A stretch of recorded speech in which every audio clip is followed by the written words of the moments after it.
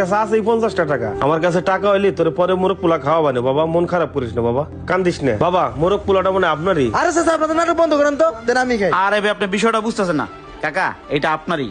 শোনেন, আমাদের এই হোটেলে আজকের একটা অফার আছে। হোটেলের মালিক বলছে মোরগ পোলার মধ্যে আজকে টাকা দেওয়া হবে, এটা যে কেউ পাইতে পারে। এই মোরগ পোলার মধ্যে আপনার যদি কপালে থাকে তাহলে তো টাকাটা আপনিও পাইতে পারেন, আর যদি টাকা পান তাহলে তো ওখান থেকে বিল দেবেন, আপনার বিল দেওয়া লাগবে না।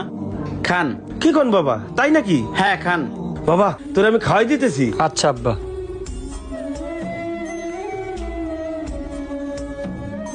হিরে, তাই তো, এখানে তো কিছু একটা আছে। হাসাই টাকা যাকটার নো। আব্বা।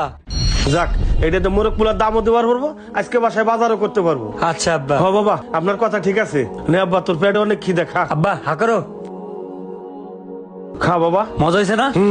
কি রে কামটা করছে কি? সত্যি সত্যি 2 টাকা পাইছি।